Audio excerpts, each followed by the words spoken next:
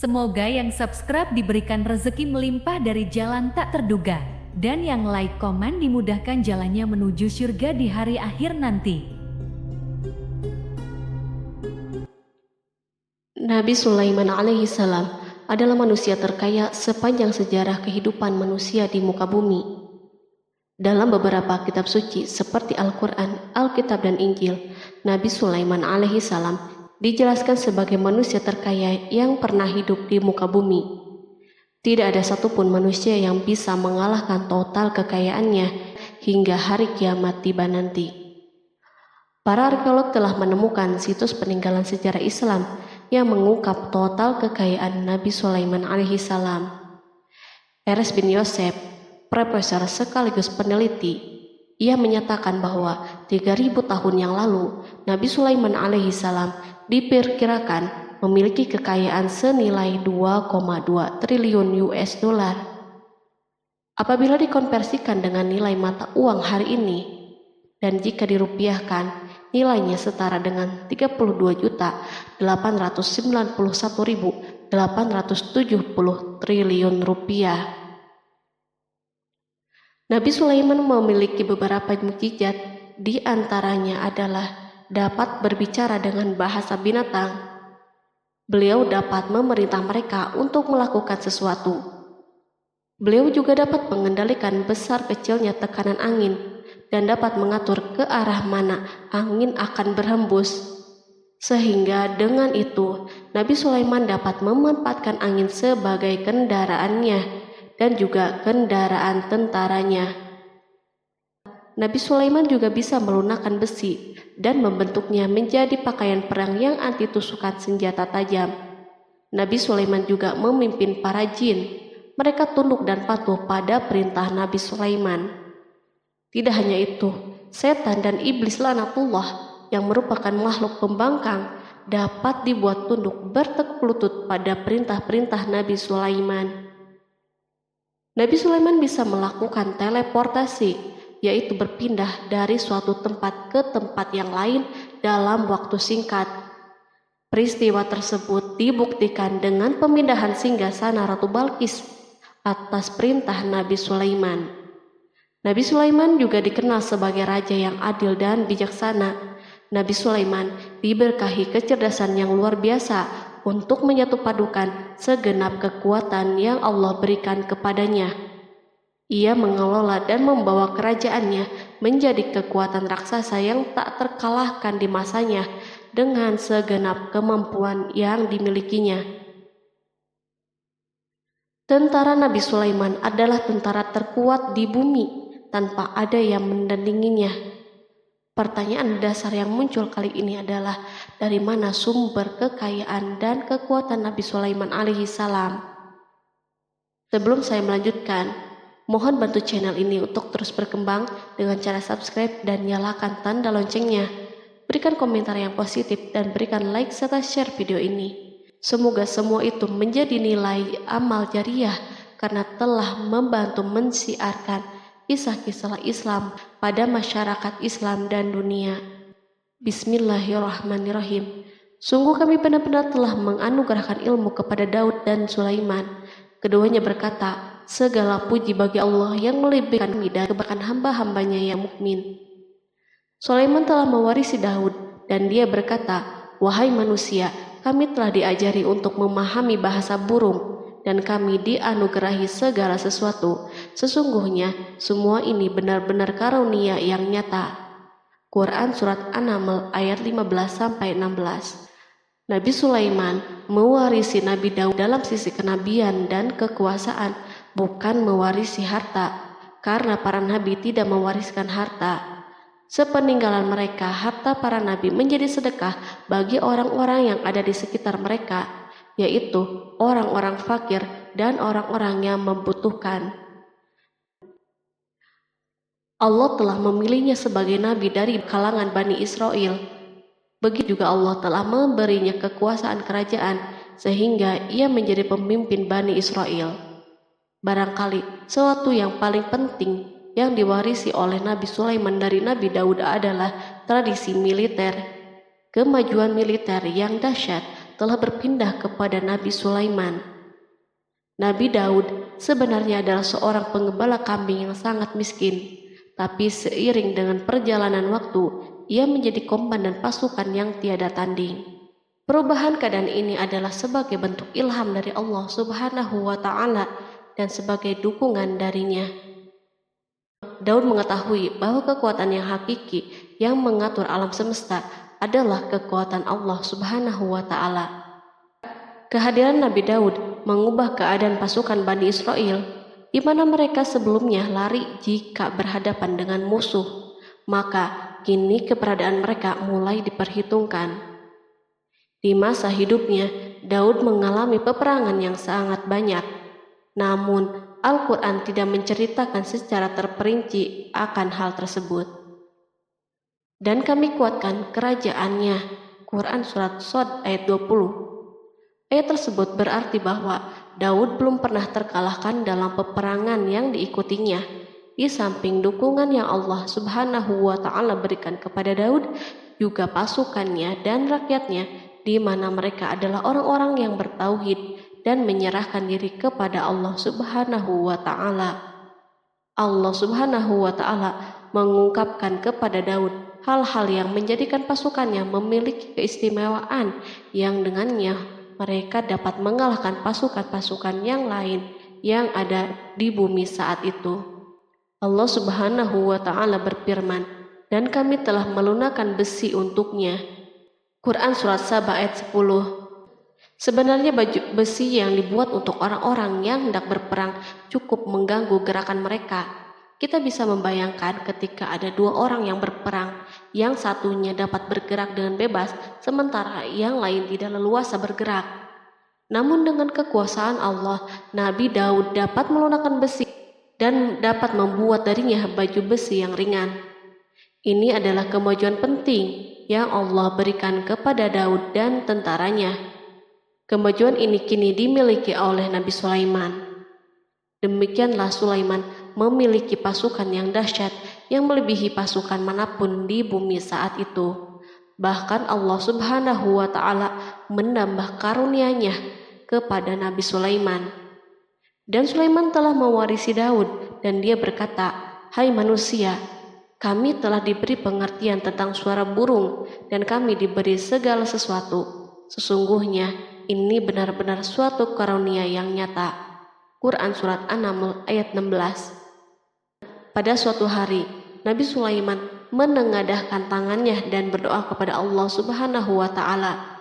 Antara hati Nabi dan Allah tidak ada penghalang, tidak ada jarak, tidak ada sekatan waktu, dan tak ada seorang pun dari para nabi yang berdoa kepada Allah kecuali doanya pasti terkabul.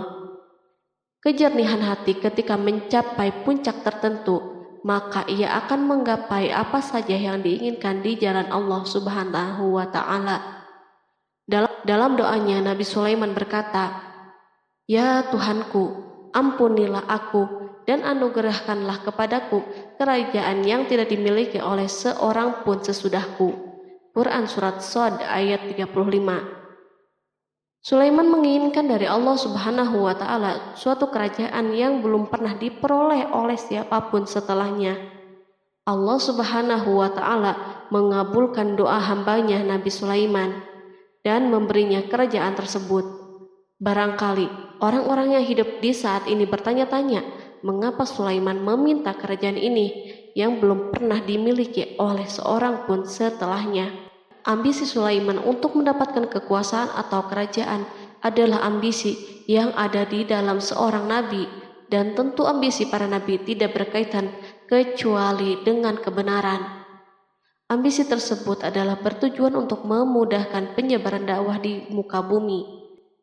Nabi Sulaiman sama sekali tidak cinta kepada kekuasaan ataupun ingin menunjukkan kesombongan. Namun beliau ingin mendapatkan kekuasaan untuk memerangi kelaliman yang menyebar di muka bumi. Perhatikanlah kata-kata Nabi Sulaiman kepada Balqis ketika beliau berdialog dengannya. Dan ketika Balqis datang, ditanyakanlah kepadanya, "Serupa inikah singgasanamu?" Dia menjawab, "Seakan-akan singgasana ini singgasanaku. kami telah diberi pengetahuan sebelumnya dan kami adalah orang-orang yang berserah diri. Quran Surat An-Naml ayat 42. Demikianlah kata-kata Sulaiman yang bijaksana, kata-kata yang membenarkan permintaannya untuk memiliki kekuasaan dan kekuatan. Sulaiman telah mengerahkan semua kemuliaan dan kekuasaannya dalam rangka menegakkan agama Allah Subhanahu wa Ta'ala dan menyebarkan Islam. Nabi Sulaiman mewarisi kekuasaan, kenabian, hikmah ilmu dari Daud. Orang-orang menyebut Sulaiman Al-Hakim atau Sulaiman yang bijaksana. Kebijaksanaan Nabi Sulaiman tidak terbatas pada keadilannya di tengah-tengah manusia dan kasih sayangnya kepada mereka. Namun kebijaksanaan Sulaiman juga berlaku di kalangan burung dan binatang-binatang lainnya. Nabi Daud juga mengenal bahasa burung, tetapi Sulaiman dapat berbicara dengan bahasa burung. Bahkan ia dapat menjadikannya sebagai pembantunya. Ketika Nabi Daud bertasbih, maka gunung-gunung dan burung-burung serta binatang buas pun ikut bertasbih bersamanya.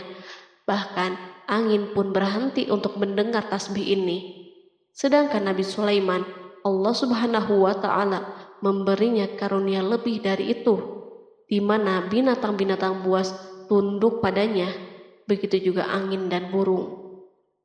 Allah Subhanahu wa Ta'ala berfirman, dan sesungguhnya kami telah memberi ilmu kepada Daud dan Sulaiman, dan keduanya mengucapkan, segala puji bagi Allah yang melebihkan kami dari kebanyakan hamba-hambanya yang beriman. Dan dia berkata, hai manusia, kami telah diberi pengertian tentang suara burung, dan kami diberi segala sesuatu. Sesungguhnya semua ini benar-benar karunia yang nyata. Quran Surat An-Naml ayat 15-16.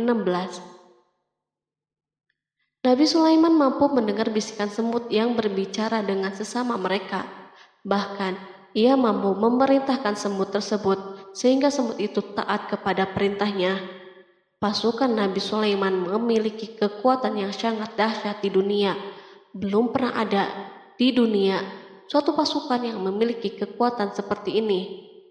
Kekuatan Nabi Sulaiman berasal dari beberapa kombinasi yang sangat mengagumkan, sehingga karenanya ia tidak dapat tertandingi. Kekuatan itu terdiri dari manusia, jin, dan burung. Kita mengetahui bahwa jin adalah makhluk Allah Subhanahu wa Ta'ala dan manusia tidak mampu untuk melihatnya atau menghadirkannya atau meminta pertolongannya. Sedangkan Sulaiman telah diberi Allah Subhanahu wa Ta'ala kemampuan untuk menundukkan jin. Bahkan ia mampu menjadikan mereka sebagai pekerja-pekerja kasar di kerajaannya saat itu, saat tidak ada peperangan.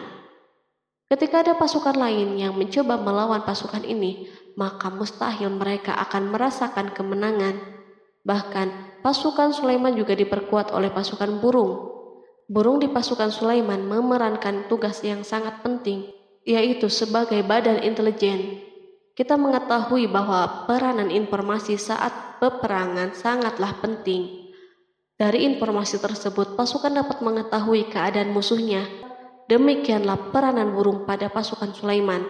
Ia terbang di tengah-tengah musuh, kemudian ia kembali kepada Sulaiman untuk menyampaikan berita tentang keadaan musuhnya. Di samping jin dan burung, Allah Subhanahu wa Ta'ala juga menundukkan angin untuk Sulaiman. Nabi Sulaiman dapat memerintahkan angin dan ia mampu menaiki angin bersama tentaranya. Pasukan Sulaiman juga terdiri dari pasukan udara pada saat di mana tak seorang pun memimpikan untuk terbang di udara. Barangkali mukjizat ini yang Allah Subhanahu wa Ta'ala berikan kepada Sulaiman menjadi sebab kejayaan militernya sehingga pasukannya tidak tertandingi. Allah Subhanahu wa Ta'ala berfirman, dan dihimpunkan kepada Sulaiman tentaranya dari jin, manusia, dan burung, lalu mereka diatur dengan tertib dalam barisan. Quran Surat An-Naml ayat 17. Kemudian kami tundukkan kepada angin yang berhembus dengan baik menurut kemana saja yang dikehendakinya. Dan kami tundukkan pula kepadanya setan-setan, semuanya ahli bangunan dan penyelam, dan setan yang lain yang terikat dalam belenggu. Inilah anugerah kami.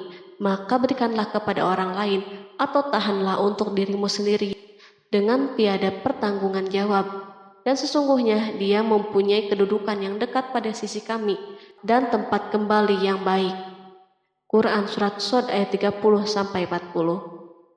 Di samping senjata udara yang Allah Subhanahu wa Ta'ala berikan kepada Sulaiman, Allah Subhanahu wa Ta'ala juga memberikan kemampuan yang tak seorang pun dari para nabi mendapatkannya, yaitu kemampuan untuk memerintah setan. Setan adalah salah satu bagian dari jin. Ia adalah kelompok yang celaka dari bangsa jin. Kelompok ini sebenarnya tidak mampu dikuasai oleh manusia. Bahkan jin soleh pun tidak dapat mengatur mereka. Adapun Sulaiman, Allah Subhanahu wa Ta'ala memberinya kekuasaan untuk menundukkan setan dan mempekerjakannya, bahkan mengikatnya dengan rantai serta menghukumnya jika menentang perintahnya. Setan membangun untuk Sulaiman istana dan patung-patung dan alat-alat perang. Bahkan setan-setan itu menyelam di dasar lautan untuk mengeluarkan permata dan yakut untuk Sulaiman. Jika ada di antara setan yang menentang perintahnya, maka Nabi Sulaiman mengikatnya dengan rantai. Ini semua menunjukkan kekayaan Sulaiman dan kekuasaannya, di mana ia mampu mengatur banyak makhluk di dunia. Tentu kemampuan itu atas izin Allah sebagai mukjizat darinya. Allah Subhanahu wa Ta'ala berfirman, dan sebagian dari jin ada yang bekerja di hadapannya, di bawah kekuasaannya, dengan izin Tuhannya, dan siapa yang menyimpang di antara mereka dari perintah kami, maka kami rasakan kepadanya azab neraka yang apinya menyala-nyala. Para jin itu membuat untuk Sulaiman apa yang dikehendakinya dari gedung-gedung yang tinggi, patung-patung, dan piring-piring yang besarnya seperti kolam dan periuk yang tetap berada di atas tungku. Quran Surat Saba ayat 12. Nabi Sulaiman yang bijaksana adalah penguasa yang tak tertandingi di muka bumi. Meskipun memperoleh nikmat yang khusus dan agung ini yang Allah Subhanahu wa Ta'ala berikan kepada Nabi Sulaiman, beliau tetap menunjukkan sebagai manusia yang paling banyak berzikir kepadanya dan manusia yang paling banyak bersyukur di zamannya. Allah Subhanahu wa Ta'ala berfirman tentang Sulaiman, Sulaiman sebaik-baik hamba, sesungguhnya dia amat taat kepada Tuhannya. Quran Surat Shad ayat 30. Nabi Sulaiman selalu mendirikan sholat, puasa, tasbih, dan mengungkapkan rasa cinta yang dalam. Hamba yang kembali adalah hamba yang menuju Allah Subhanahu wa Ta'ala. Waktu sholat bagi Sulaiman adalah waktu yang sangat penting, sehingga ketika datang waktu itu, maka beliau tidak bisa disibukkan dengan hal yang lain. Sulaiman mengetahui penyakit kuda dan ia mampu berbicara dengan bahasa kuda. Bahkan kuda itu pun mentaati perintah Nabi Sulaiman. Allah Subhanahu wa Ta'ala juga memberikan kenikmatan lain atas Sulaiman. Allah Subhanahu wa Ta'ala berfirman, dan kami alirkan cairan tembaga baginya. Quran Surat Saba ayat 12. Al-Kihtir adalah tembaga yang dicairkan, sebagaimana Allah Subhanahu wa Ta'ala memberikan nikmat atas ayahnya Daud di mana ia mampu melunakkan besi, dan Allah Subhanahu wa Ta'ala mengajarinya bagaimana cara mencairkannya. Maka Sulaiman pun memanfaatkan tembaga yang cair untuk peperangan dan di saat perdamaian. Pada saat peperangan, beliau mencampur tembaga dengan besi dan membuat darinya perunggu. Mereka menggunakan senjata-senjata perunggu dalam peperangan seperti pedang, baju besi, dan pisau. Senjata-senjata ini adalah senjata yang paling kuat di saat itu. Sedangkan di saat perdamaian, tembaga digunakan untuk membuat bangunan, patung, dan sebagainya. Meskipun Nabi Sulaiman mendapatkan nikmat yang besar dan karunia yang khusus, Allah Subhanahu wa Ta'ala mengujinya dengan suatu ujian yang akan selalu datang pada seorang hamba. Ketika hamba itu mendapatkan kedudukan yang besar, maka ujiannya pun menjadi besar. Allah Subhanahu wa Ta'ala menguji Sulaiman dengan penyakit. Allah Subhanahu wa Ta'ala berfirman, dan sesungguhnya kami telah menguji Sulaiman dan kami jadikan dia tergeletak di atas kursinya sebagai tubuh yang lemah karena sakit. Kemudian ia bertaubat. Ia berkata, "Ya Tuhanku, ampunilah aku, anugerahkanlah kerajaan yang tidak dimiliki oleh seorang pun sesudahku. Sesungguhnya Engkaulah yang Maha Pemberi." Kemudian kami tundukkan kepadanya angin yang berhembus dengan baik menurut kemana saja yang ia kehendaki. Dan kami tundukkan pula kepadanya setan-setan, semuanya ahli bangunan dan penyelam. Quran Surat Shad ayat 34-37. Sulaiman diuji dengan penyakit yang sangat keras, di mana Toran saat itu tidak mampu mengatasinya. Sakitnya Sulaiman sangat keras, sehingga para dokter dari kalangan manusia dan jin tidak mampu menghilangkan penyakitnya. Lalu burung-burung menghadirkan rumput-rumput yang dianggapnya sebagai obat, tetapi Sulaiman pun belum juga sembuh. Semakin hari penyakit Sulaiman semakin menjadi-jadi, sehingga ketika Sulaiman duduk di atas kursi, ia duduk bagaikan tubuh tanpa roh, seakan-akan ia mati karena saking kerasnya penyakit yang dideritanya. Sakit yang diderita Sulaiman terus berlanjut untuk beberapa saat. Namun Sulaiman tidak henti-hentinya berzikir kepada Allah Subhanahu wa Ta'ala dan meminta kesembuhan kepadanya, serta beristighfar kepadanya, serta mengungkapkan rasa cintanya kepada Allah Subhanahu wa Ta'ala. Selesailah ujian Allah Subhanahu wa Ta'ala terhadap hambanya Sulaiman. Beliau pun sembuh. Kini Sulaiman merasakan kembali kesehatannya setelah mengetahui segala kejayaannya dan segala kekuasaannya serta segala kebesarannya tidak lagi mampu menghilangkan penyakit yang dideritanya, kecuali jika Allah Subhanahu wa Ta'ala menghendakinya. Dan sesungguhnya kami telah menguji Sulaiman dan kami jadikan dia tergeletak di atas kursinya sebagai tubuh yang lemah karena sakit. Quran Surat Shad ayat 34. Kata jasad dalam bahasa Arab diungkapkan atas sesuatu yang kehilangan kehidupan atau kesehatan. Nabi Sulaiman telah membangun masjid atau tempat beribadah sehingga manusia menyembah Allah Subhanahu wa Ta'ala di dalamnya. Rumah ini menunjukkan keunggulan seni arsitektur dan seni pahat. Orang-orang yang membangun rumah ini berjumlah puluhan ribu orang. Tentu setiap kelompok dari mereka memiliki pekerjaan masing-masing. Di antara mereka ada yang mencairkan tambang, ada yang menjadi tukang pahat, ada yang membelah batu, ada yang memotong-motong kayu, ada yang mendatangkan rumput-rumput dari Lebanon, dan ada yang melelehkan emas dan menjadikannya lempengan-lempengan yang mengkilat untuk menutupi kayu dan menutupi dinding. Bahkan golongan jin membantu pembangunan rumah tersebut, tentu dengan perintah dan bimbingan Nabi Sulaiman.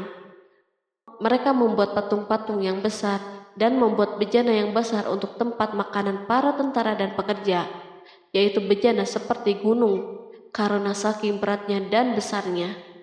Mereka juga membuat tempat-tempat minum yang besarnya seperti kolam. Sulaiman mengawasi para pekerjanya dan juga mengurusi masyarakatnya, di mana beliau mengenali problem mereka dan berusaha memecahkannya. Beliau juga mengawasi pasukannya dari kalangan binatang dan burung. Beliau mengetahui apakah ada satu dari mereka yang tidak hadir, kemana ia pergi, serta mengapa ia pergi. Nabi Sulaiman bukan hanya mengetahui problem tentaranya dari kalangan manusia dan tentaranya dari kalangan burung, namun ia juga menunjukkan kasih sayangnya terhadap semut, di mana beliau mendengar bisikannya dan tidak suka untuk menginjaknya. Pada suatu hari, ia berjalan di depan tentaranya dan tiba-tiba ia mendengar suara semut yang berkata kepada teman-temannya dari kalangan semut. Hingga apabila mereka sampai di lembah semut, berkatalah seekor semut, "Masuklah ke dalam sarang-sarangmu agar kamu tidak terinjak oleh Sulaiman dan tentaranya." Sedangkan mereka tidak menyadari. Maka dia tersenyum karena mendengar perkataan semut itu, dan ia berdoa, "Ya Tuhanku, berilah aku ilham untuk tetap mensyukuri nikmat-Mu yang telah Engkau anugerahkan kepadaku dan kepada kedua orang ibu dan bapakku, dan untuk mengerjakan amal soleh yang Engkau ridhoi, dan masukkanlah aku dengan rahmat-Mu ke dalam golongan hamba-hamba-Mu yang soleh." Quran Surat An-Naml ayat 18-19. Sulaiman mendengarkan pembicaraan semut itu, lalu beliau tersenyum karena mendengar pembicaraannya. Apa yang dibayangkan oleh semut kecil itu? Meskipun Sulaiman mendapatkan kekuasaan dan memiliki tentara yang besar, namun beliau menunjukkan kasih sayang terhadap semut. Beliau mendengar bisikannya dan melihat semut yang ada di depannya. Oleh karena itu, tidak mungkin baginya untuk menginjaknya. Sulaiman bersyukur kepada Allah Subhanahu wa Ta'ala yang telah memberinya nikmat, yaitu nikmat rahmat dan nikmat kasih sayang. Di samping itu, Sulaiman orang yang paling kaya di dunia, di mana istananya terbuat dari kayu-kayu gaharu yang memiliki bau yang harum, dan istananya terbuat dari emas dan terkadang dari kristal. Beliau juga memiliki kursi besar yang dibuat dari emas dan permata. Istana Sulaiman merupakan istana yang paling besar di dunia. Sulaiman menggunakan pakaian dari emas dan permata. Meskipun demikian, Sulaiman tetap menunjukkan sebagai hamba yang berserah diri dan rendah diri kepada Allah Subhanahu wa Ta'ala dan kepada manusia. Nabi Sulaiman yang merendahkan dirinya di hadapan Allah, dan ia selalu sujud kepada Allah sebagaimana ayahnya yang selalu bertasbih kepada Allah. Sulaiman selalu melantunkan lagu-lagu cinta ilahi dan hanya memuji Allah Subhanahu wa Ta'ala. Pada suatu hari, Nabi Sulaiman mengeluarkan perintahnya kepada pasukan untuk bersiap-siap. Sulaiman keluar memeriksa pasukannya satu demi satu. Pasukannya diteliti. Kelompok yang pertama adalah kelompok manusia. Sulaiman memerintahkan kesiapan mereka. Lalu Sulaiman mengeluarkan perintah-perintahnya. Kemudian Sulaiman memerintah kelompok jin dan menyampaikan perintah-perintahnya. Beliau memenjarakan jin yang tampak bermalas-malasan saat bekerja. Lalu ia memeriksa binatang dan berkata pada mereka, apakah mereka sudah makan dengan baik dan tidur dengan nyenyak? Apakah ada yang mengadu kepadanya, misal karena penyediaan makanan yang tidak layak?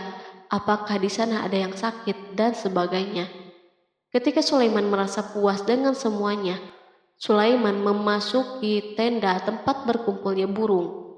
Belum lama, Sulaiman memasuki tenda tersebut dan mengamati keadaan di sekitarnya, sehingga ia mengetahui burung yang tidak hadir yaitu hudhud. Dan dia memeriksa burung-burung lalu berkata, mengapa aku lihat hudhud? Quran Surat An-Naml ayat 20. Burung-burung yang lain tampak terdiam sebagai tanda penghormatan dan akan mendengarkan apa yang akan dikatakan pemimpin mereka Sulaiman. Beliau mengarahkan pandangannya kepada semua burung dan tidak menemukan hudhud di antara mereka. Tak seekor burung pun yang mengetahui keberadaannya. Sulaiman mulai menampakkan kemarahannya. Apakah dia termasuk yang tidak hadir? Quran Surat An-Naml ayat 20.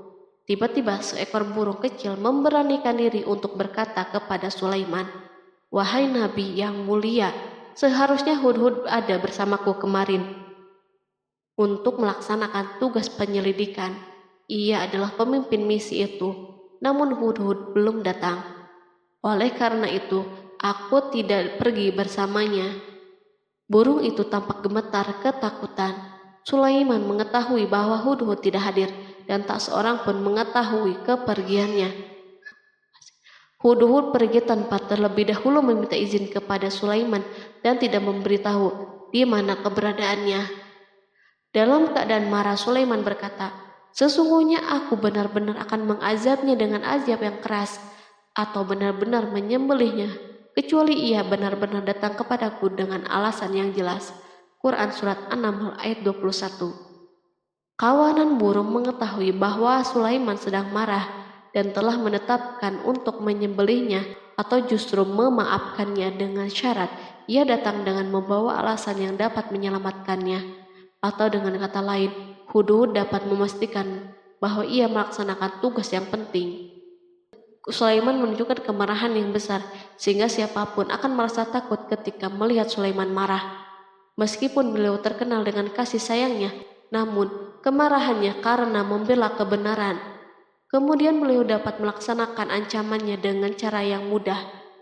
Seekor burung tampak gemetar ketakutan melihat kemarahan Sulaiman. Lalu beliau mengeluarkan tangannya ke burung itu dan memegang-megang kepalanya, sehingga burung itu pun merasa tenang dan rasa takutnya hilang. Sulaiman pergi dari tenda burung itu dan menuju istananya. Sulaiman masih memikirkan keadaan hudhud. Seharusnya hudhud menjadi bagian penting dari badan intelijen. Apakah ia pergi untuk menyingkap sesuatu, atau apakah ia pergi hanya untuk bermain-main?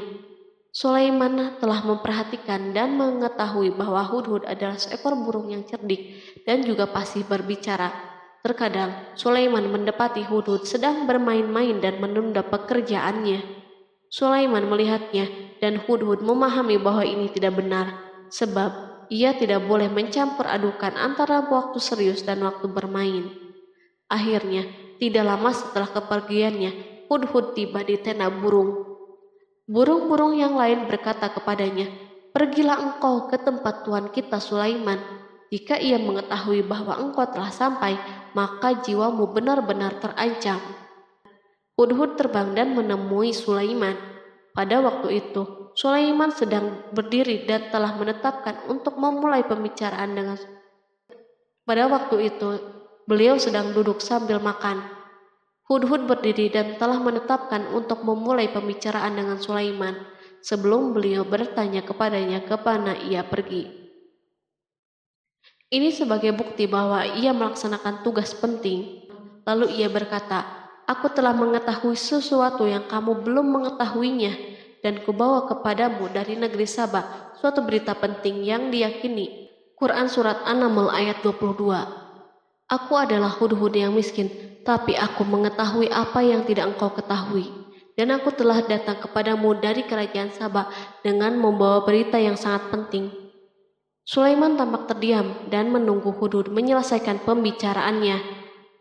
Hudhud mengemukakan perkataan yang sering disampaikan Sulaiman kepada manusia dan burung.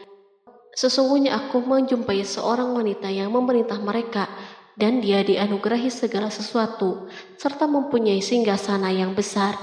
Aku mendapati dia dan kaumnya menyembah matahari selain Allah, dan setan telah menjadikan mereka memandang indah perbuatan mereka, lalu menghalangi mereka dari jalan Allah, sehingga mereka tidak dapat petunjuk, agar mereka tidak menyembah Allah yang mengeluarkan apa yang terpendam di langit dan di bumi, dan yang mengetahui apa yang kamu sembunyikan dan apa yang kamu nyatakan. Allah tidak Tuhan yang berhak disembah kecuali Dia, Tuhan yang mempunyai arsy yang besar." Quran Surat An-Naml ayat 23-26. Hudhud diam sejenak dan Sulaiman merasa bahwa Hudhud menunjukkan kefasihan lisannya dan berbicara dengan baik kepadanya. Hudhud mengemukakan perkataan yang sering disampaikan Sulaiman kepada manusia dan burung. Jelas sekali bahwa Hudhud mengulangi perkataan pemimpin kita Sulaiman sebagai usaha yang terakhir untuk memperoleh kasih sayang Sulaiman dan agar beliau puas dengan penjelasannya itu. Sulaiman berkata sambil menunjukkan senyum manis di wajahnya, "Akan kami lihat apakah kamu benar ataukah kamu termasuk orang-orang yang berdusta." Quran Surat An-Naml ayat 27. Hudhud ingin mengatakan, "Aku tidak bohong, wahai Nabi yang mulia." Namun, diamnya Sulaiman membuatnya takut, sehingga ia pun terdiam. Sulaiman terdiam karena berpikir, lalu memutuskan sesuatu. Setelah itu, beliau mengangkat kepalanya dan meminta secari kertas dan pena.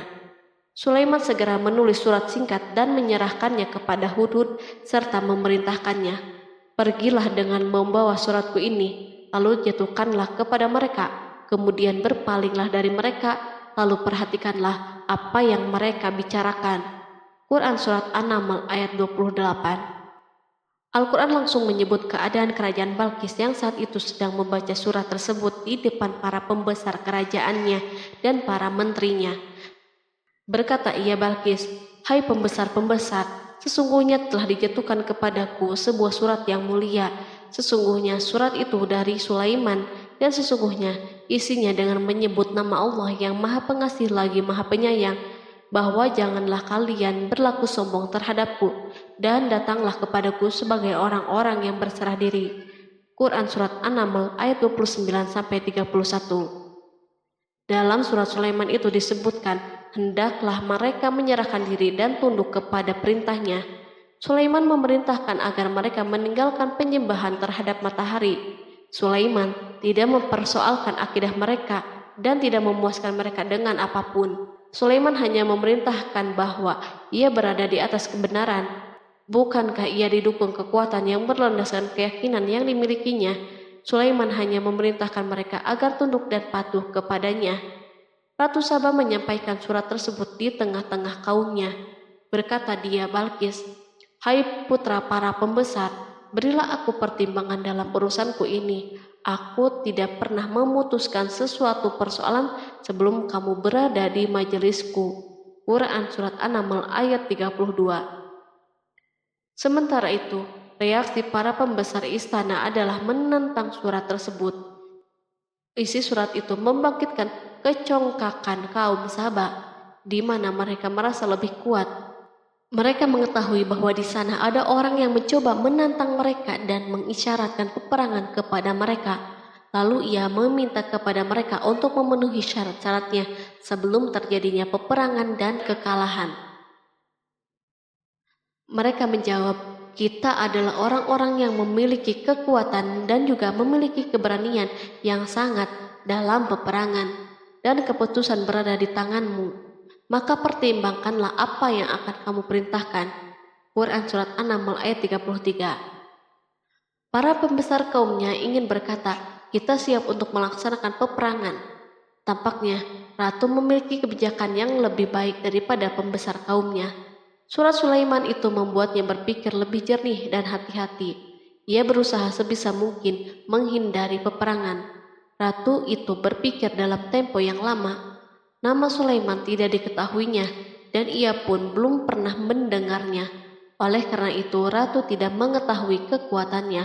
Boleh jadi Sulaiman memiliki kekuatan yang dahsyat sehingga mampu memerangi kekuasaannya dan mengalahkannya.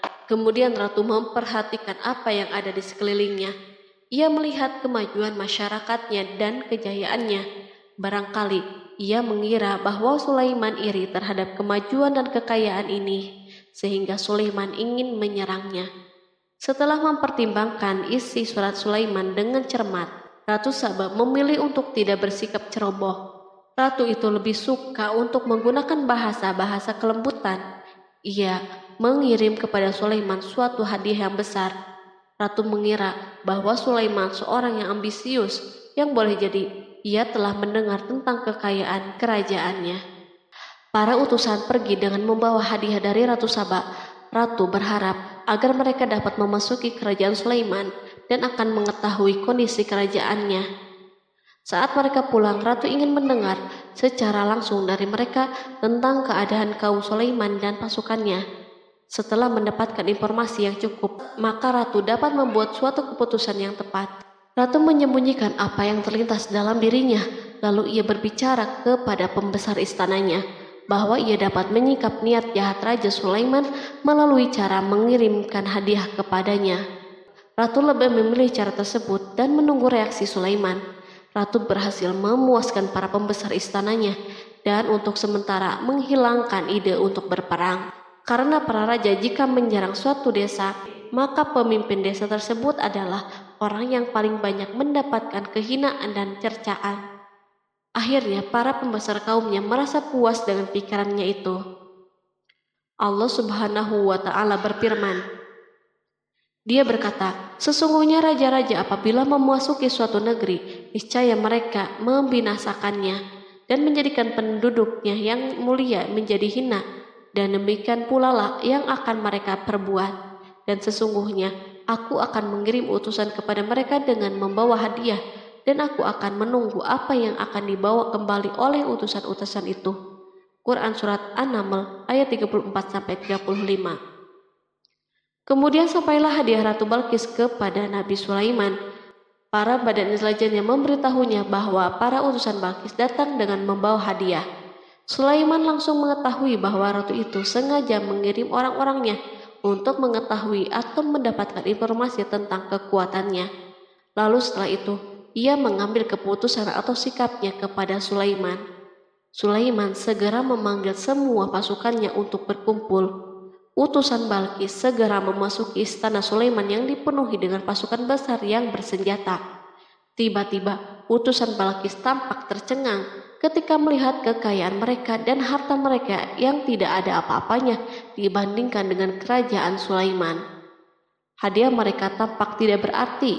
Emas yang mereka bawa tampak tidak berarti saat mereka memasuki istana Sulaiman yang terbuat dari kayu-kayu pohon gaharu yang mengeluarkan bau yang harum serta dihiasi dengan emas. Para utusan Balkis berdiri bersama Sulaiman dan menyaksikan bagaimana Sulaiman mengendalikan pasukannya. Kemudian mereka mulai berpikir tentang kekuatan dan kualitas pasukan Sulaiman. Betapa kagetnya mereka ketika melihat di tengah-tengah pasukan itu terdapat singa, burung, dan tentara dari kalangan manusia yang mampu terbang. Mereka pun sadar bahwa mereka dihadapkan pada pasukan yang tiada taranya. Selesailah demonstrasi pasukan Sulaiman.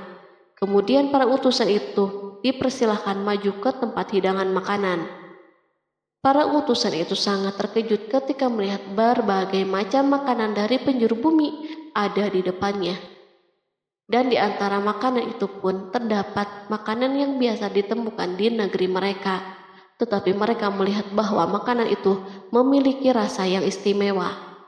Selain itu, piring-piring yang ada di depan mereka dan dijadikan tempat makanan terbuat dari emas dan mereka dilayani oleh laki-laki yang berhias dengan emas. Ratu mereka pun tidak mengenakan hiasan itu. Di meja makan terdapat burung, ikan laut, dan berbagai macam daging yang mereka tidak mampu lagi membedakannya. Sulaiman tidak makan bersama mereka, tetapi beliau makan dengan menggunakan piring yang terbuat dari kayu. Beliau memakan roti yang kering yang dicampur dengan minyak.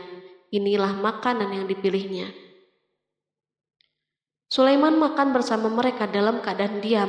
Mereka merasa bahwa kehadiran Sulaiman menciptakan suatu kewibawaan yang luar biasa. Selesailah jamuan makanan itu, lalu dengan sangat malu mereka menyerahkan hadiah Ratu Balkis kepada Sulaiman. Hadiah itu berupa emas, yang bagi mereka hadiah itu sangat bernilai. Tetapi di sini hadiah ini tampak kecil di hadapan kekayaan yang sangat mengagumkan. Sulaiman memperhatikan hadiah ratu itu dan berkata, maka tatkala utusan itu sampai kepada Sulaiman, Sulaiman berkata, apakah patut kamu menolong aku dengan harta? Maka apa yang diberikan Allah kepadaku lebih baik daripada apa yang diberikannya kepadamu. Tetapi kamu merasa bangga dengan hadiahmu. Quran Surat An-Naml ayat 36. Raja Sulaiman menyingkap dengan kata-katanya yang singkat itu penolakannya terhadap hadiah mereka. Ia memberitahu utusan itu bahwa ia tidak menerima hadiah tersebut. Ia tidak merasa puas dengan hadiah itu. Yang membuatnya puas hanya, janganlah kalian berlaku sombong terhadapku dan datanglah kepadaku sebagai orang-orang yang berserah diri. Lalu Sulaiman kembali berkata dengan pelan, kembalilah kepada mereka. Sesungguhnya kami akan mendatangi mereka dengan bala tentara yang mereka tidak kuasa melawannya. Dan pasti kami akan mengusir mereka dari negeri itu Saba dengan terhina dan mereka menjadi tawanan-tawanan yang hina. Quran Surat An-Naml ayat 37.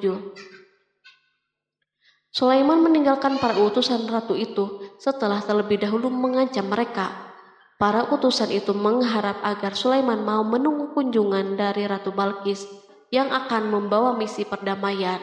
Akhirnya sampailah para utusan Balkis ke negeri Saba. Mereka segera menuju istana ratu. Mereka memberitahu bahwa negeri mereka ada di ujung tanduk. Mereka menceritakan kepada ratu kekuatan Sulaiman dan tidak mungkin bagi mereka mampu melawannya. Mereka meyakinkan Balkis bahwa ia harus mengunjunginya dan melihat sendiri. Kemudian ratu menyiapkan dirinya untuk pergi menuju kerajaan Sulaiman. Sulaiman duduk di kursi kerajaan di tengah-tengah para pembesarnya dan para menterinya, serta para komandan pasukan.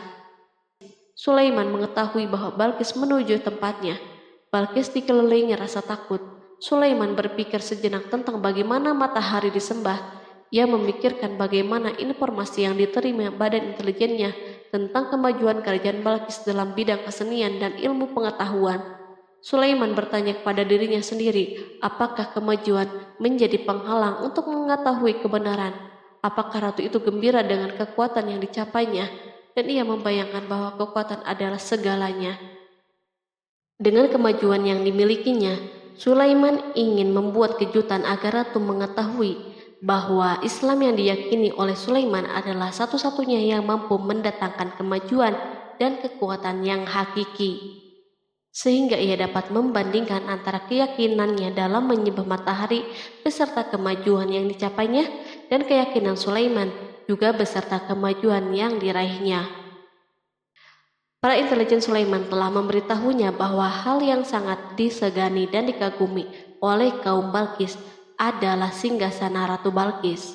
Singgasana itu terbuat dari emas dan batu mulia. Singgasana tersebut dijaga oleh para penjaga yang sangat disiplin, di mana mereka tidak pernah lalai sedikit pun. Oleh karena itu, sangat tepat bila Sulaiman menghadirkan singgasananya di sini, di kerajaannya, sehingga ketika ratu tiba, maka ia dapat duduk di atasnya. Sulaiman ingin membuat kejutan kepadanya dan menunjukkan bahwa kemampuannya tersebut yang berlandaskan pada keislamannya. Sulaiman melakukan yang demikian itu dengan harapan agar si ratu tunduk kepadanya. Ide ini terlintas dalam diri Sulaiman, lalu ia mengangkat kepalanya dan menoleh kepada anak buahnya. Berkatalah Sulaiman, "Hai para pembesar, siapakah di antara kamu sekalian yang sanggup membawa singgasananya kepadaku sebelum mereka datang kepadaku sebagai orang-orang yang berserah diri?" Quran Surat An-Naml ayat 38. Perhatikanlah ungkapan pikiran Nabi Sulaiman tersebut. Semua pemikirannya berkisar tentang keislaman para penyembah matahari, tentang bagaimana beliau dapat memberikan petunjuk kepada mereka di jalan Allah. Yang pertama menjawab pertanyaan Sulaiman itu adalah Ifrit dari kalangan jin, yang Allah Subhanahu wa Ta'ala telah menundukkan mereka kepada Sulaiman. Berkatalah Ifrit yang cerdik dari golongan jin, "Aku akan datang kepadamu dengan membawa singgasana itu sebelum kamu berdiri dari tempat dudukmu. Sesungguhnya aku benar-benar kuat untuk membawanya lagi dapat dipercaya." Quran Surat An-Naml ayat 39. Sulaiman berdiri dari tempat duduknya setelah 1 atau 2 jam. Namun jin itu berjanji kepadanya untuk menghadirkan singgasana Balkis sebelum itu. Istana Sulaiman berada di Palestina, sedangkan istana Balkis terletak di Yaman. Jarak antara singgasana tersebut dan singgasana Sulaiman lebih dari ribuan mil. Barangkali pesawat yang cepat sekalipun yang kita kenal hari ini tidak akan mampu membawa dan mendatangkan istana itu dalam waktu 1 jam. Tetapi masalahnya di sini berhubung dengan kekuatan jin yang misterius. Sulaiman tidak mengomentari sedikit pun terhadap apa yang dikatakan oleh Ifrit dari kalangan jin. Tampak ia menunggu tanggapan lain yang mampu menghadirkan singgasana Balkis yang lebih cepat dari itu. Sulaiman menoleh kepada seorang yang di sana yang duduk di atas naungan. Berkatalah seseorang yang mempunyai ilmu dari Alkitab, "Aku akan membawa singgasana itu kepadamu sebelum matamu berkedip." Maka tatkala Sulaiman melihat singgasana itu terletak di hadapannya, ia pun berkata, "Ini termasuk karunia Tuhanku untuk menguji aku, apakah aku bersyukur atau mengingkari akan nikmatnya. Dan barang siapa yang bersyukur, maka sesungguhnya dia bersyukur untuk kebaikan dirinya sendiri. Dan barang siapa yang ingkar, maka sesungguhnya Tuhanku maha kaya lagi maha mulia." Quran Surat An-Naml ayat 40. Belum lama, seorang yang mempunyai ilmu dari Alkitab menyatakan kalimatnya, sehingga singgasana itu berada di depan Sulaiman. Ia mampu menghadirkan singgasana itu lebih cepat dari kedipan mata, ketika mata itu tertutup dan terbuka. Al-Quranul Karim tidak menyikap kepribadian seorang yang menghadirkan singgasana itu. Al-Quran hanya menggarisbawahi bahwa orang itu mempunyai ilmu dari Alkitab. Al-Quran tidak menjelaskan kepada kita apakah ia seorang malaikat ataukah manusia ataukah jin. Perhatikanlah tindakan Sulaiman setelah adanya mukjizat ini. Beliau tidak merasa kagum terhadap kemampuannya yang luar biasa. Beliau tidak tercengang dengan kekuatannya. Beliau mengembalikan keutamaan tersebut kepada penguasa para penguasa, Allah Subhanahu wa Ta'ala, dan bersyukur kepadanya yang telah mengujinya dengan kekuasaan ini, agar ia dapat membuktikan apakah ia bersyukur atau mengingkari. Setelah Sulaiman bersyukur kepada penciptanya, ia mulai memperhatikan singgasana ratu. Merupakan simbol pembangunan dan kemajuan, tetapi tampaknya ia hanya sesuatu yang biasa saja dibandingkan dengan kekuasaan dan kebesaran ciptaan yang dibuat oleh manusia dan jin di kalangan istana Sulaiman. Sulaiman memikirkan dalam tempo yang lama singgasana Balkis.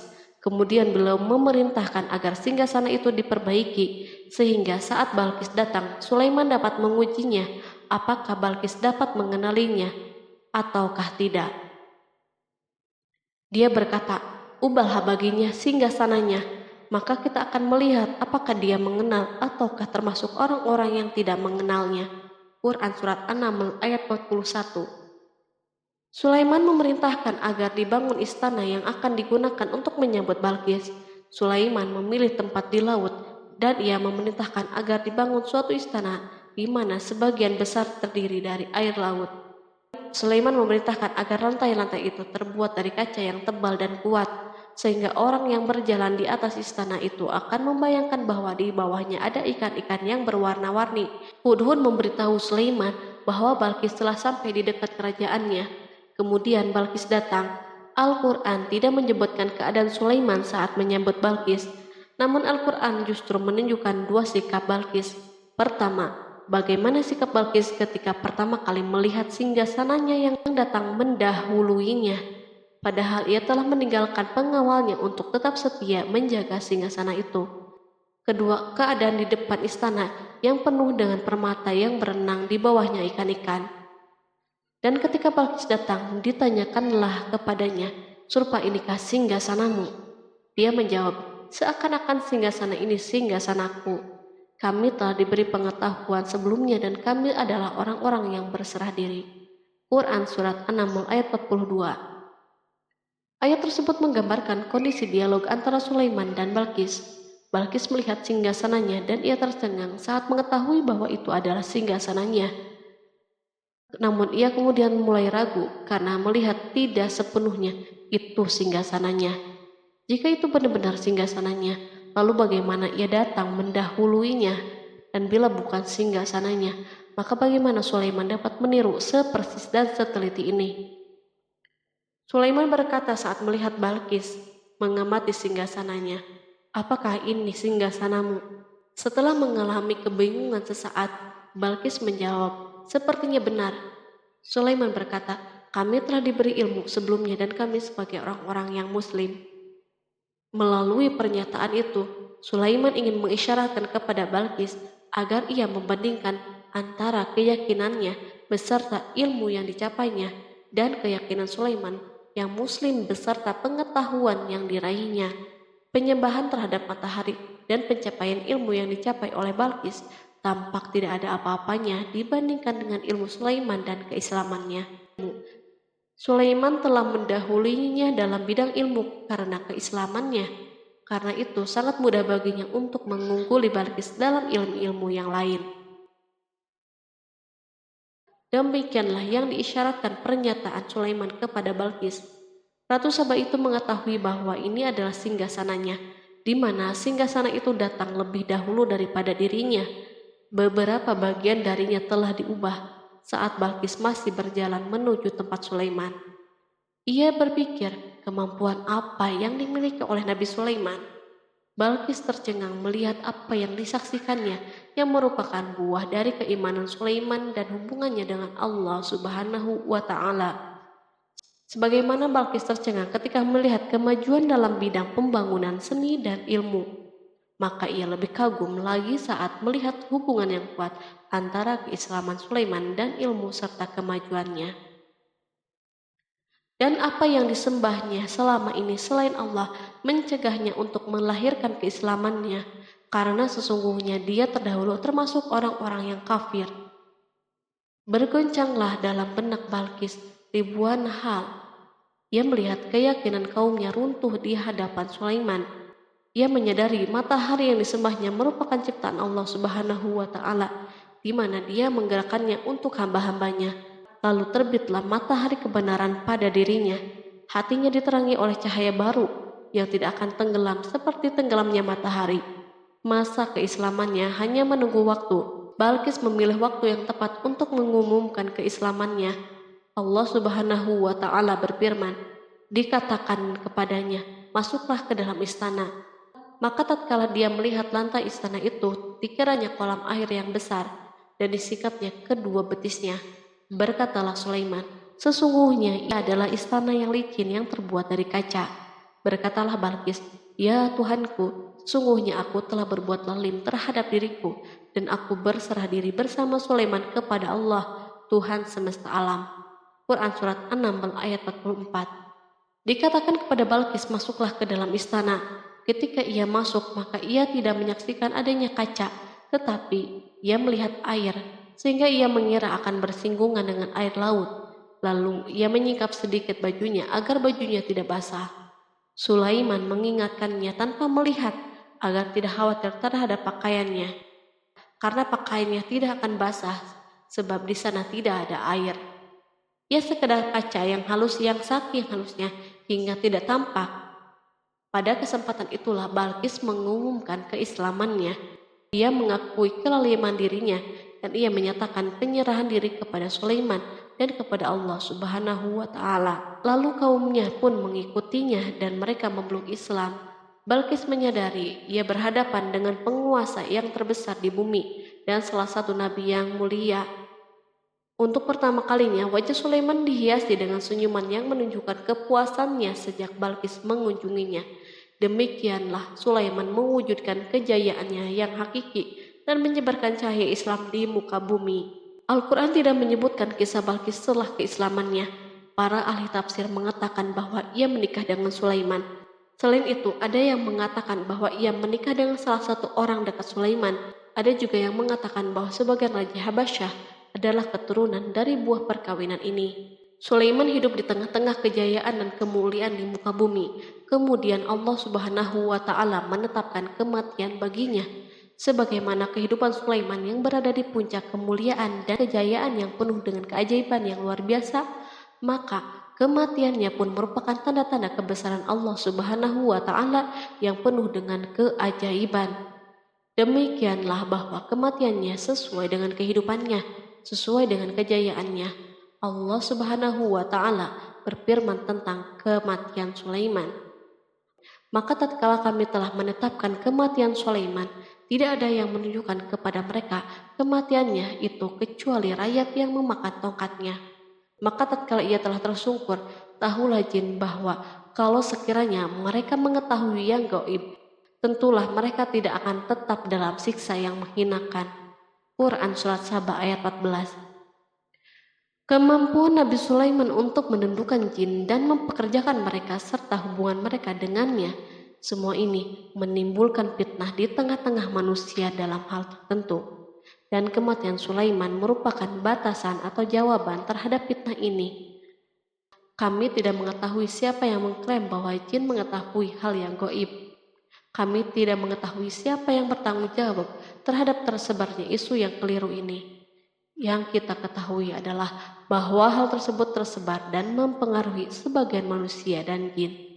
Barangkali manusia berkata kepada diri mereka, selama jin melakukan perbuatan yang luar biasa ini, maka apa gerangan yang menjadikan mereka tidak mengetahui hal-hal yang gaib itu? Manusia lupa bahwa kunci kegaiban berada di tangan Allah Subhanahu wa Ta'ala. Masalah ilmu gaib tidak akan mampu dikuasai oleh jin, manusia, ataupun para nabi dan semua makhluk. Hanya Dia yang mengetahuinya. Allah Subhanahu wa Ta'ala merencanakan bahwa kematian Sulaiman pun bertujuan untuk menghancurkan pemikiran ini, yaitu pemikiran bahwa jin mengetahui hal yang gaib. Jin bekerja untuk Nabi Sulaiman selama beliau hidup, dan tatkala beliau meninggal, maka tugas mereka menjadi bebas. Nabi Sulaiman meninggal tanpa diketahui oleh jin, sehingga mereka tetap bekerja untuknya. Mereka tetap kepada Sulaiman. Seandainya mereka mengetahui hal yang gaib, niscaya mereka tidak akan meneruskan pekerjaan mereka. Pada suatu hari Sulaiman memasuki mihrabnya untuk itikaf, ibadah dan sholat. Tak seorang pun berani mengganggu khalwat di mihrabnya. Mihrab Sulaiman terletak di puncak gunung dan dindingnya terbuat dari permata. Pada suatu hari, Sulaiman duduk bersandar pada tongkatnya dan ia tampak tenggelam dalam tafakur. Beliau berzikir kepada Allah hingga rasa kantuk menguasainya. Lalu setelah itu malaikat maut menemuinya di mihrabnya. Sulaiman pun meninggal. Beliau bersandar kepada tongkatnya. Jin melihatnya dan mengira bahwa beliau sedang sholat. sehingga mereka pun tetap melanjutkan pekerjaannya. Berlalulah hari yang panjang, kemudian datanglah rayap, yaitu semut kecil yang memakan kayu. Hewan itu pun mulai memakan tongkat Sulaiman. Rayap-rayap itu tampak lapar. Sebagian dari tongkat Sulaiman dimakan beberapa hari oleh rayap itu. Ketika yang dimakannya semakin bertambah, maka tongkat itu pun menjadi rusak dan jatuh dari tangan Sulaiman. Tubuh mulia itu kehilangan keseimbangan dan rampas di bumi. Tatkala tubuh suci itu tersungkur, maka manusia segera menuju ke sana. Mereka menyadari dan mengetahui bahwa Nabi Sulaiman telah meninggal dalam waktu yang sangat lama. Jin menyadari bahwa mereka tidak mengetahui hal-hal yang gaib, dan manusia pun mengetahui hakikat ini. Seandainya jin mengetahui hal yang gaib, niscaya tidak akan meneruskan siksa yang hina. Mereka tidak akan bekerja. Demikianlah Nabi Sulaiman meninggal dalam keadaan duduk dan sholat di mihrabnya. Lalu berita itu tersebar bagaikan api di bumi. Manusia, burung dan binatang buas mengantarkan jenazah Nabi Sulaiman. Sekawanan burung tampak sedih dan menangis. Semua makhluk bersedih. Akhirnya, tak seorang pun mengetahui bahasa burung di bumi. Meninggallah seorang yang memahami pembicaraan burung. Burung-burung itu berkata, "Betapa beratnya kehidupan di tengah-tengah orang yang tidak mengetahui pembicaraan kita." Terdapat sejumlah versi perihal riwayat tentang kisah wafat Nabi Sulaiman alaihi salam. Salah satunya hadis yang diriwayatkan oleh Al-Hafiz Ibnu Asakir dalam tafsir Ibnu Katsir. Hadis ini disebut mendekati kebenaran kisah wafatnya Nabi Sulaiman. Seperti yang dikutip dari buku Kisah Para Nabi oleh Imam Ibnu Katsir, menurutnya Nabi Sulaiman alaihissalam meninggal dalam keadaan berdiri. Berdirinya beliau ini adalah sedang melakukan sholat dan bersandar pada tongkatnya. Diketahui Nabi Sulaiman dikenal terbiasa menyendiri di dalam Masjid Baitul Maqdis. Durasinya bahkan dalam kurun waktu yang tidak biasa, yakni bisa hingga 1 atau 2 bulan, hingga 1 atau 2 tahun.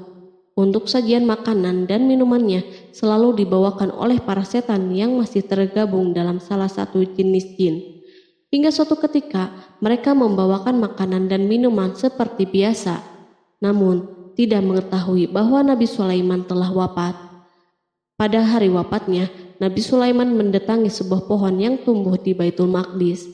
Atas izin Allah, Nabi Sulaiman pun berbincang dengan pohon tersebut dan menanyakan nama serta fungsi dari dirinya. Pohon ini bernama Kharubah. Nabi Sulaiman pun bertanya padanya, "Apakah kegunaanmu?" Pohon Kharubah ini pun menjawab, "Aku tumbuh untuk meruntuhkan masjid ini." Lalu Nabi Sulaiman pun berkata, "Allah tidak mungkin meruntuhkan masjid ini selama aku masih hidup. Itu artinya kamu tumbuh untuk mengabarkan kematianku." Lalu Nabi Sulaiman pun mencabut pohon tersebut dan menanamnya di dinding miliknya. Setelah itu, Nabi Sulaiman masuk ke dalam mihrab dan melakukan sholat dengan bersandar pada tongkatnya. Sejumlah sumber juga mengatakan tongkat tersebut berasal dari pohon Kharubah yang sempat dicabutnya sebelumnya. Kemudian Nabi Sulaiman pun menemui ajalnya hingga tidak diketahui oleh setan yang bekerja untuknya sekalipun. Kisah ini diceritakan dalam firman Allah melalui surat Saba ayat 14. Kalangan jin dan setan pun mulai mengetahui kabar kematian Nabi Sulaiman setelah rayap memakan tongkat sebagai penopangnya hingga rapuh. Nabi Sulaiman meninggal berdiri dan bersandar pada tongkatnya. Matanya dalam keadaan terbuka dan fisiknya tidak berubah bentuk. Bahkan tidak ada bau yang muncul dari jenazah tersebut. Ternyata peristiwa wafat ini merupakan jawaban dari doa Nabi Sulaiman alaihissalam sendiri.